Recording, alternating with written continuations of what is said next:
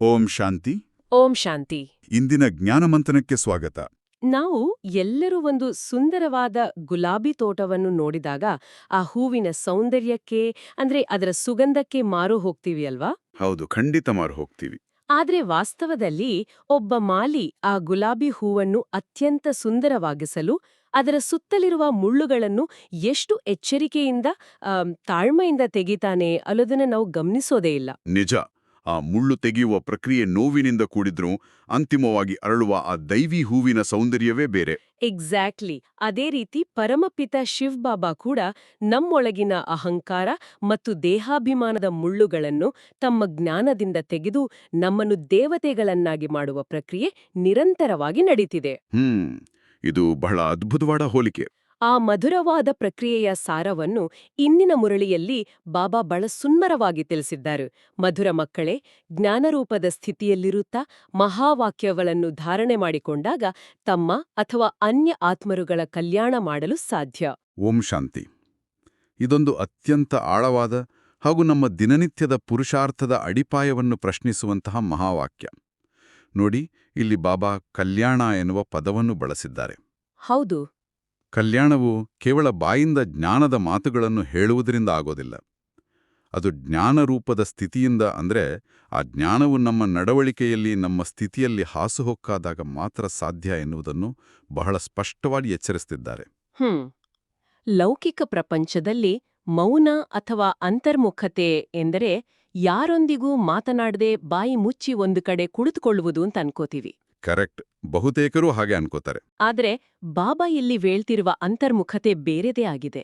ವಾಸ್ತವವಾಗಿ ನಾವು ಭೌತಿಕವಾಗಿ ಯಾರಿಗೂ ಬೈದೆ ಸುಮ್ಮನೆ ಕುಳಿತಿದ್ದರೂ ನಮ್ಮ ಮನಸ್ಸಿನೊಳಗೆ ಹಳೆಯ ವಿಚಾರಗಳ ದೊಡ್ಡ ಯುದ್ಧವೇ ನಡೆಯುತ್ತೆ ಅಲ್ವಾ? ಖಂಡಿತ. ಹಾಗಾದ್ರೆ ಬಾಬಾ ಹೇಳುವ ಆ ಸತೋಪ್ರಧಾನ ಅಂತರ್ಮುಖತೆ ಎಂದರೆ ಏನು? ನಾವು ಅರ್ಥ ಮಾಡಿಕೊಳ್ಳಬೇಕಾದ ಅತಿ ಸೂಕ್ಷ್ಮವಾದ ವಿಷಯ. ಬಾಬಾ ವಿವರಿಸುವ ಅಂತರ್ಮುಖತೆ ಎಂದರೆ ನಮ್ಮ ಇಂದ್ರಿಯಗಳಿಂದ ಹೊರಗಿನ ಪ್ರಪಂಚವನ್ನು, ಅಂದರೆ ಅನ್ಯರ ದೋಷಗಳನ್ನು ನೋಡುವುದನ್ನು ಸಂಪೂರ್ಣವಾಗಿ ನಿಲ್ಲಿಸುವುದು. ಓಹೋ. ಮತ್ತು ಒಳಮುಖವಾಗಿ ನಮ್ಮ ಆತ್ಮದ ಮೂಲ ಸ್ವರೂಪವನ್ನು ನೋಡುವುದು. ನಾವು ಸನ್ಮುಖದಲ್ಲಿ ಕುಳಿತು ಬಾಬಾರವರ ಏನೆಲ್ಲ ಮಹಾವಾಕ್ಯಗಳನ್ನು ಕೇಳಿಸಿಕೊಳ್ಳುತ್ತೇವೆಯೋ ಅದನ್ನು ಕೇವಲ ಕಿವಿಯಿಂದ ಕೇಳುವುದಲ್ಲ. ಅಂದ್ರೆ ಆಳವಾದ ಜ್ಞಾನಮಂಥನ ಮಾಡಬೇಕು ಅಂತೀರಾ? ಹೌದು, ಆಳವಾಗಿ ಗ್ರಹಿಸಬೇಕು. ಆ ಅಂತರ್ಮುಖತೆಯಲ್ಲೇ ನಿಜವಾದ ಕಲ್ಯಾಣ ಅಡಗಿದೆ. ಅಂದ್ರೆ ಜ್ಞಾನದ ಪಾಯಿಂಟ್ಗಳನ್ನು ಕೇವಲ ಯಾಂತ್ರಿಕವಾಗಿ ಗಿಳಿಪಾಠದಂತೆ ರಿಪೀಟ್ ಮಾಡಿದ್ರೆ ಅದರಿಂದ ಯಾವುದೇ ಪ್ರಯೋಜನವಿಲ್ಲ ಎನ್ನುತ್ತಿದ್ದಾರಾ?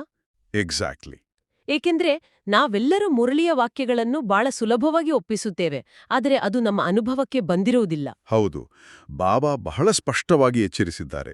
ಕೇವಲ ಮಹಾವಾಕ್ಯಗಳನ್ನು ಯಾಂತ್ರಿಕವಾಗಿ ರಿಪೀಟ್ ಮಾಡುವುದರಿಂದ ಅದು ಕೇವಲ ಶಬ್ದವಾಗುತ್ತದೆ. ಕೇವಲ ಶಬ್ದ ಅಷ್ಟೇ.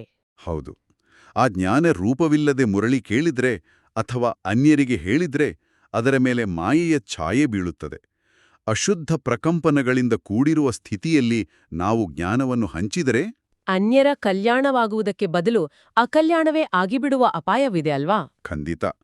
ಸಂಪೂರ್ಣ ಅಂತರ್ಮುಖಗಳಾದಾಗ ಮಾತ್ರ ನಮ್ಮಲ್ಲಿ ಅಚಲ, ಸ್ಥಿರ ಮತ್ತು ನಿರ್ಮಾಣ ಚಿತ್ತ, ಅಂದ್ರೆ ಆ ಹ್ಯೂಮಿಲಿಟಿಯಂತಹ ಗುಣಗಳು ಸಹಜವಾಗಿ ಬರ್ತವೆ. ಇದು ನಮ್ಮ ಮನಮಂದಿರದ ಶುದ್ಧತೆಗೆ ನೇರವಾಗಿ ಕನೆಕ್ಟ್ ಆಗ್ತದೆ.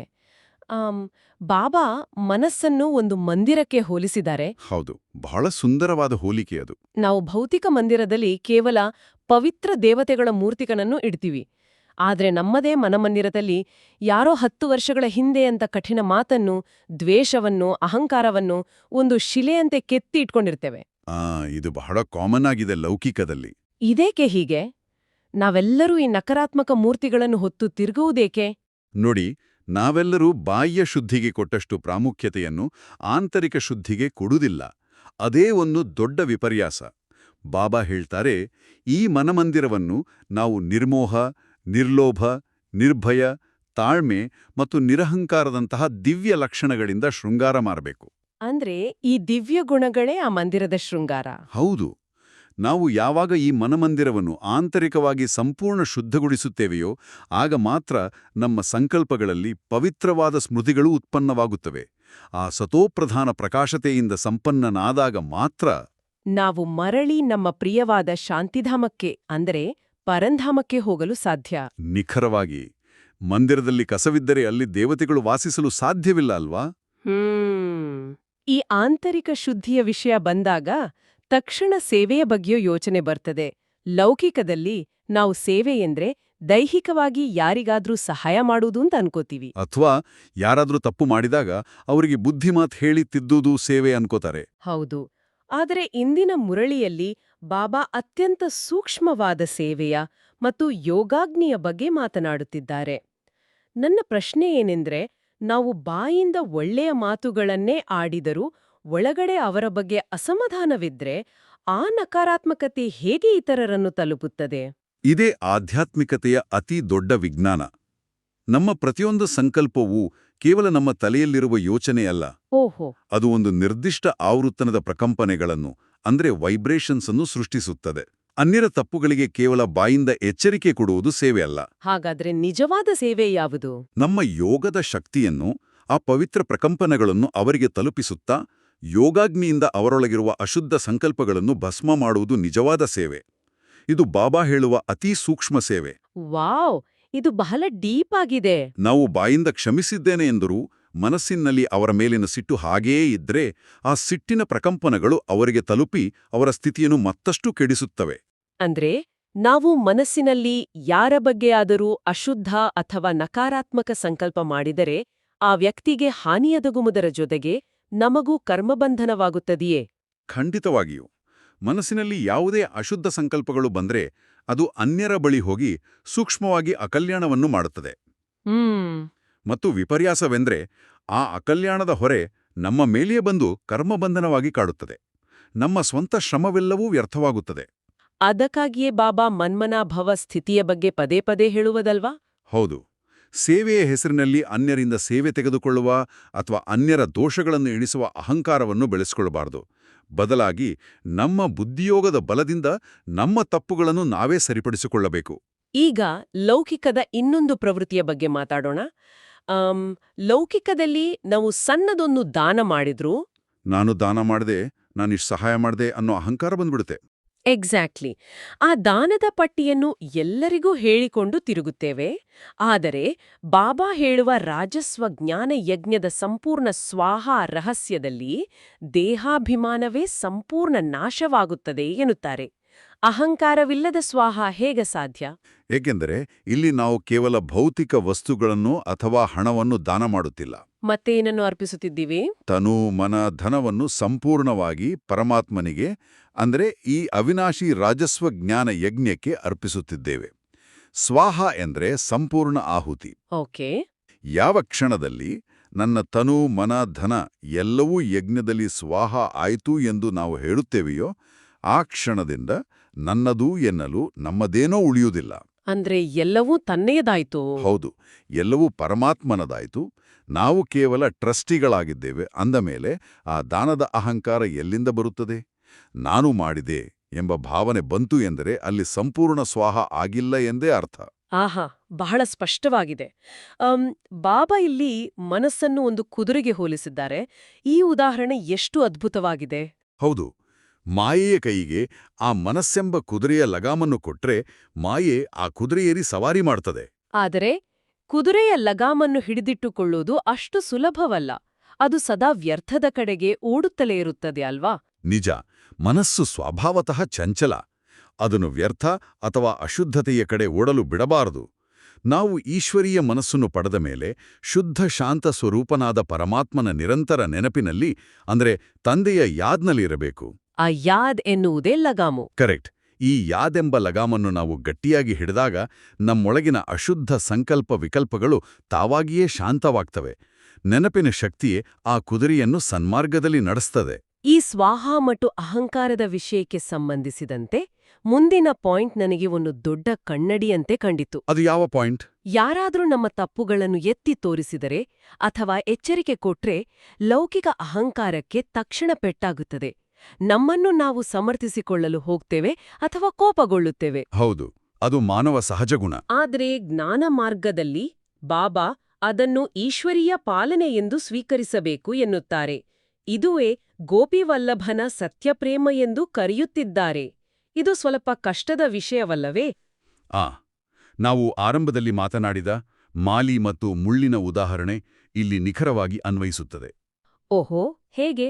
ಯಾರಾದರೂ ನಮ್ಮ ತಪ್ಪುಗಳನ್ನು ತೋರಿಸಿದಾಗ ಅವರು ನಮಗೆ ನೋವು ಕೊಡುತ್ತಿಲ್ಲ, ಬದಲಾಗಿ ನಮ್ಮೊಳಗಿನ ಮುಳ್ಳನ್ನು ತೆಗೆಯುತ್ತಿದ್ದಾರೆ, ನಮ್ಮನ್ನು ಅತ್ಯಮೂಲ್ಯ ಹೂವನ್ನಾಗಿ ಮಾಡುತ್ತಿದ್ದಾರೆ ಎಂದು ಭಾವಿಸಬೇಕು. ವಾವ್, ದೃಷ್ಟಿಕೋನವೇ ಬದಲಾಗಿ ಬಿಡುತ್ತದೆ ಇದರಿಂದ. ಹೌದು, ಅವರ ಆ ಸೇವೆಗೆ ನಾವು ಗೌರವ ಕೊಡಬೇಕು. ಪ್ರತಿಯೊಂದು ಮಾತಿನಲ್ಲಿ ಅನ್ಯರನ್ನು ದೂಷಿಸುವ ಬದಲು ಮೊದಲು ನಮಗೆ ನಾವೇ ಎಚ್ಚರಿಕೆ ಕೊಟ್ಟುಕೊಳ್ಳುವುದು ನಿರ್ಮಾಣ ಚಿತ್ತರ, ಅಂದರೆ ಹ್ಯೂಮಿಲಿಟಿ ಇರುವವರ ಅತಿ ಮಧುರವಾದ ಸ್ಥಿತಿಯಾಗಿದೆ. ಇಲ್ಲೇ ನನಗೊಂದು ಪ್ರಾಕ್ಟಿಕಲ್ ಆದ ಪ್ರಶ್ನೆ ಕಾಡುತ್ತಿದೆ. ಬಾಬಾ ಹೇಳ್ತಾರೆ, ಯಾರಾದರೂ ನಮ್ಮ ಮೇಲೆ ಕ್ರೋಧಿತರಾದಾಗ ನಾವು ಅರಳಿದ ಹೂವಿನಂತೆ, ಮುಗ್ಧ ಮಗುವಿನಂತೆ ಹರ್ಷಿತ ಮುಖಿಯಾಗಿರಬೇಕು ಎಂದು. ಹೌದು. ಆದರೆ ಆಫೀಸ್ನಲ್ಲಿ ಅಥವಾ ಮನೆಯಲ್ಲಿ ಯಾರಾದರೂ ನಮ್ಮ ಮೇಲೆ ಅನ್ಯಾಯವಾಗಿ ರೇಗಾಡುತ್ತಿರುವಾಗ ನಾವು ಸುಮ್ಮನೆ ಮುಗುಳು ನಕ್ಕರೆ ಅದು ಅವರನ್ನು ಲೇವಡಿ ಮಾಡಿದಂತೆ ಅಥವಾ ನಾವು ದುರ್ಬಲರು ಎಂದು ಅವರು ಭಾವಿಸುವುದಿಲ್ಲವೇ? ಪ್ರಾಯೋಗಿಕವಾಗಿ ಈ ಅಸುರಿ ಸ್ವಭಾವವನ್ನು ಜಯಿಸುವುದು ಹೇಗೆ? ಇದೊಂದು ಅತ್ಯಂತ ಮಹತ್ವದ ಪುರುಷಾರ್ಥ. ನೋಡಿ, ಇಲ್ಲಿ ಹರ್ಷಿತಮುಖಿ ಎಂದರೆ ಅವರನ್ನು ನೋಡಿ ವ್ಯಂಗ್ಯವಾಗಿ ನಗೋದಲ್ಲ, ಅಥವಾ ನಮ್ಮ ಭಾವನೆಗಳನ್ನು ಬಲವಂತವಾಗಿ ಅಡಗಿಸಿಟ್ಟುಕೊಂಡು ನಟಿಸುವುದಲ್ಲ. ಮತ್ತೆ ಹೇಗಿರಬೇಕು? ಇದು ಜ್ಞಾನದಿಂದ ಬರುವ ಆಂತರಿಕ ಶೀತಲತೆ. ಅವರು ಕ್ರೋಧಿತರಾಗಿದ್ದಾರೆ ಎಂದರೆ ಆ ಕ್ಷಣದಲ್ಲಿ ಅವರು ಪರವಶರಾಗಿದ್ದಾರೆ, ತಮೋಗುಣದ ಪ್ರಭಾವದಲ್ಲಿದ್ದಾರೆ ಎಂದು ನಾವು ಅರ್ಥ ಮಾಡಿಕೊಳ್ಳಬೇಕು. ಓಕೆ, ಅವರ ಸ್ಥಿತಿಯನ್ನು ಅರ್ಥ ಮಾಡಿಕೊಳ್ಳಬೇಕು. ಹೌದು. ಆ ಪರಿಸ್ಥಿತಿಯಲ್ಲಿ ನಾವು ಬಾಲ್ಯದ ಮಧುರ ರೀತಿಯ ಜ್ಞಾನರೂಪವುಳ್ಳವರಾಗಿ ಆಂತರಿಕವಾಗಿ ಶಾಂತಚಿತ್ತರಾಗಿದ್ದರೆ ನಮ್ಮ ಆ ಪವಿತ್ರ ಪ್ರಕಂಪನಗಳು, ಆ ಯೋಗಾಗ್ನಿ ತಾವಾಗಿಯೇ ಅವರ ಕ್ರೋಧವನ್ನು ತಣ್ಣಗಾಗಿಸುತ್ತದೆ. ಅಂದ್ರೆ ನಾವು ಅವರಿಗೆ ರಿಟರ್ನ್ ಕೋಪ ಮಾಡಬಾರ್ದು? ಖಂಡಿತ ಬಾರದು. ಅವರಿಗೆ ಗೊತ್ತಾಗದಂತೆ ಸೂಕ್ಷ್ಮವಾಗಿಯೇ ವಿಜಯವನ್ನು ಪಡೆದು ಆ ಪರಿಸ್ಥಿತಿಯ ಮಾಲೀಕರಾಗಬೇಕು. ಕ್ರೋಧಕ್ಕೆ ಕ್ರೋಧದಿಂದ ಪ್ರತಿಕ್ರಿಯಿಸಿದರೆ ನಾವು ಅವರ ಮಟ್ಟಕ್ಕೆ ಇಳಿದಂತೆ. ಅದ್ಭುತ! ಆಂತರಿಕ ಮಾಲೀಕತ್ವವೇ ನಿಜವಾದ ಹರ್ಷಿತಮುಖಿ ಸ್ಥಿತಿ. ಆಮೇಲೆ ಬಾಬಾ ಬಹಳ ಸೂಕ್ಷ್ಮವಾದ ಸಮತೋಲನದ ಬಗ್ಗೆ ಮಾತನಾಡ್ತಾರೆ. ಜ್ಞಾನ, ಪ್ರೇಮ ಮತ್ತು ಧ್ಯಾನ.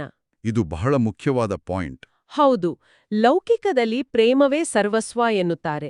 ಆದರೆ ಬಾಬಾ ಸ್ಪಷ್ಟವಾಗಿ ಹೇಳುತ್ತಾರೆ, ಮೊದಲು ಜ್ಞಾನ, ಆಮೇಲೆ ಪ್ರೇಮ. ಕೇವಲ ಭಕ್ತಿಯಲ್ಲಿರುವ ಭಾವುಕ ಪ್ರೇಮ ಮತ್ತು ಪರಮಾತ್ಮನ ಮೇಲಿರುವ ಅರಿವುಳ್ಳ ಪ್ರೇಮದ ನಡುವಿನ ವ್ಯತ್ಯಾಸವೇನು? ಭಕ್ತಿಯ ಮಾರ್ಗದಲ್ಲಿ ಕೇವಲ ಕುರುಡು ಪ್ರೇಮವಿರ್ತದೆ. ಅಲ್ಲಿ ಭಾವನೆಗಳೇ ಪ್ರಧಾನ.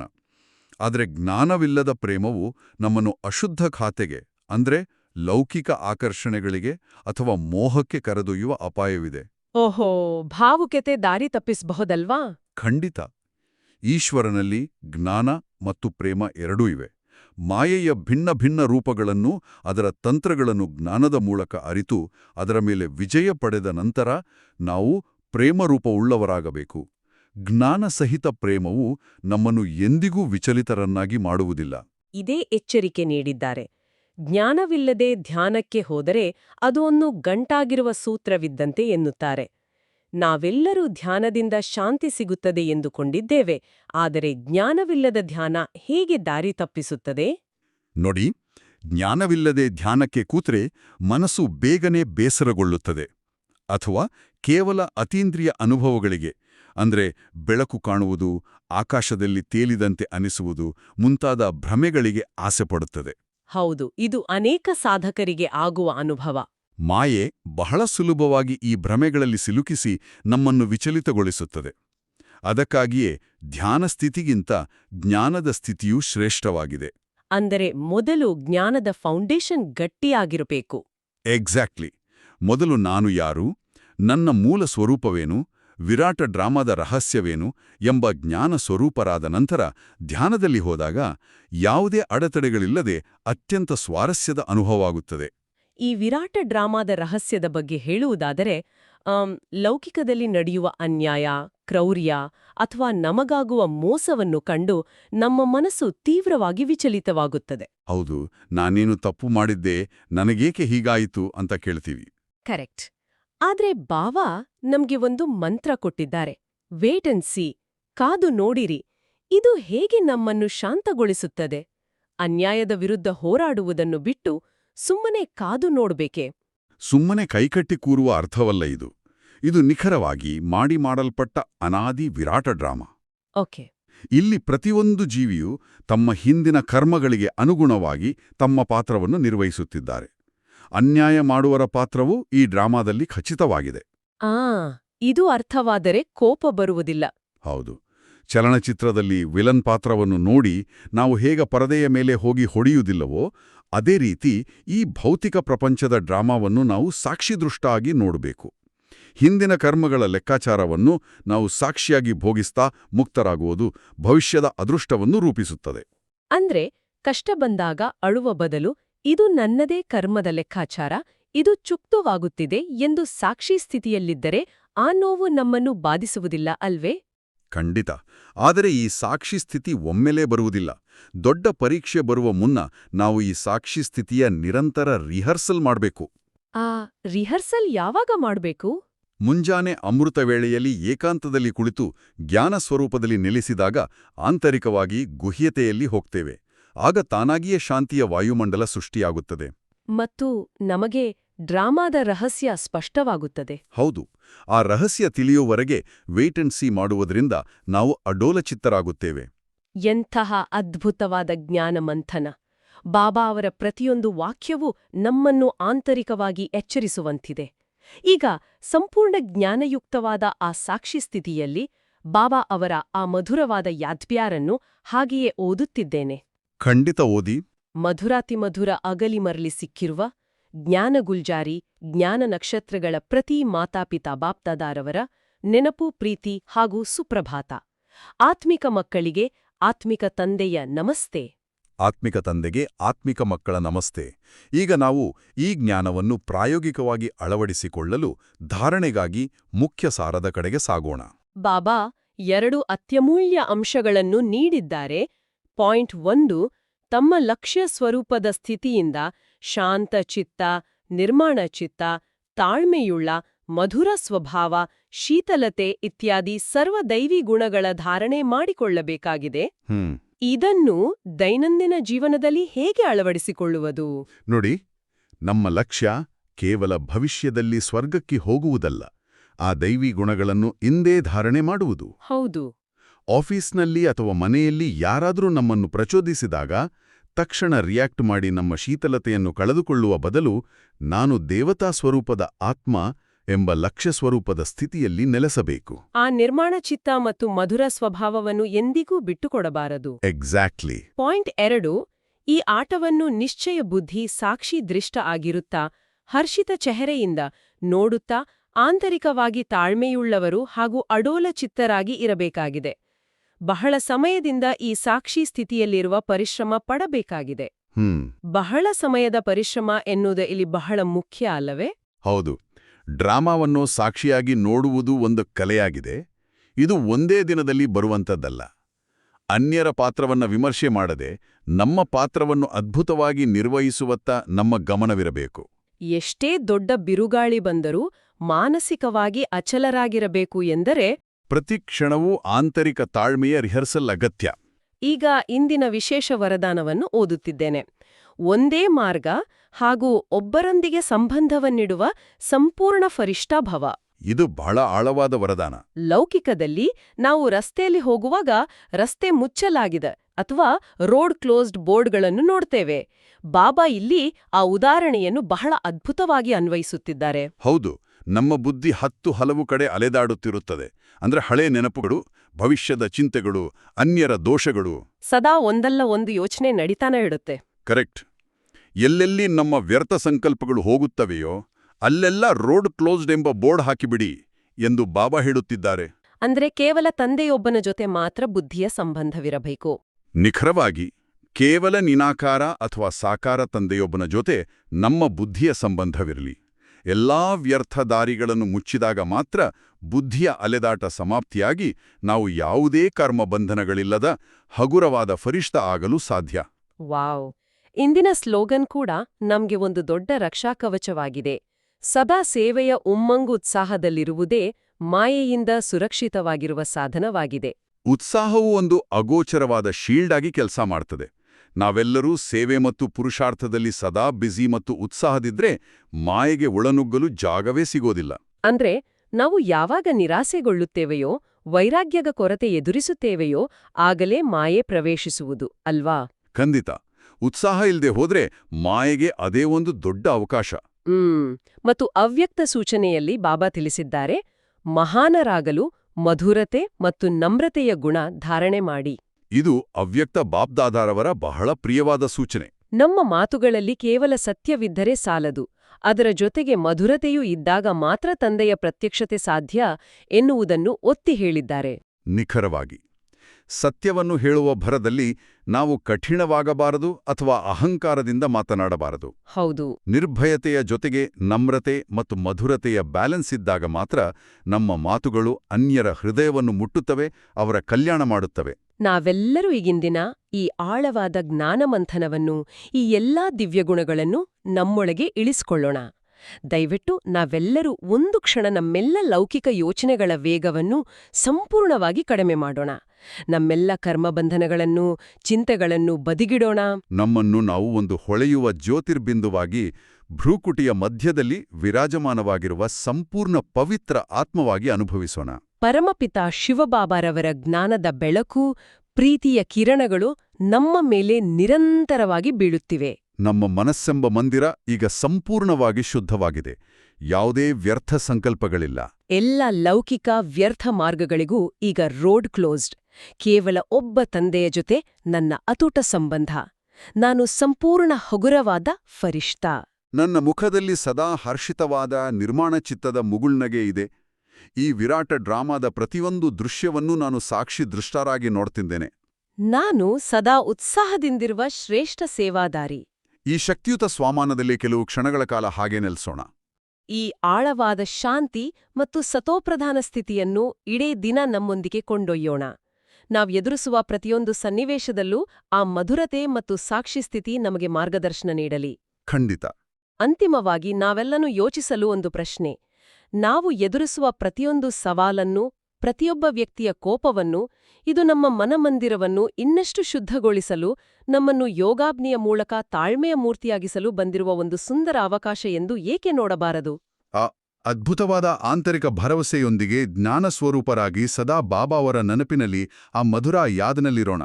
ಇಂದಿನ ದಿನವಿಡೀ ನಾವು ಚರ್ಚಿಸಿದ ಈ ಅವ್ಯಕ್ತ ಸ್ಥಿತಿಯನ್ನು ಅನುಭವಿಸಲು ಪ್ರಯತ್ನಿಸೋಣ ಮತ್ತು ಬಾಬಾರವರ ವರದಾನದ ಹಸ್ತ ಸದಾ ನಮ್ಮ ತಲೆಯ ಮೇಲಿದೆಯೆಂಬ ಸ್ಮೃತಿಯಲ್ಲಿರೋಣ. ನಿಜ. ಇಂದಿನ ಈ ಚರ್ಚೆ ಎಲ್ಲರ ಆಧ್ಯಾತ್ಮಿಕ ಪಯಣಕ್ಕೆ ಸಹಕಾರಿಯಾಗಿದೆ ಎಂದು ನಾವು ನಂಬುತ್ತೇವೆ. ಎಲ್ಲರಿಗೂ ಈ ನಮ್ಮ ಮಾತುಕತೆ ಇಷ್ಟವಾದಲ್ಲಿ ದಯವಿಟ್ಟು ಈ ಜ್ಞಾನದ ಅಮೃತವನ್ನು ತಮ್ಮ ಆತ್ಮೀಯರಿಗೂ ಶೇರ್ ಮಾಡಿ. ಹೌದು. ಮತ್ತು ಇಂತಹ ದೈನಂದಿನ ಮುರಳಿ ಮಂಥನಕ್ಕಾಗಿ ನಮ್ಮ ಶಿವವಾಣಿ ಚಾನೆಲ್ ಅನ್ನು ಸಬ್ಸ್ಕ್ರೈಬ್ ಮಾಡಲು ಮರೆಯಬೇಡಿ. ಹಾಗಾದರೆ ನಾಳೆ ಮತ್ತೆ ಭೇಟಿಯಾಗೋಣ. ಅಲ್ಲಿಯವರೆಗೆ ಬಾಬಾರವರ ಸಿಹಿ ನೆನಪಿನಲ್ಲಿರಿ. ಓಂ ಶಾಂತಿ. ಓಂ ಶಾಂತಿ. ಓಂ ಶಾಂತಿ.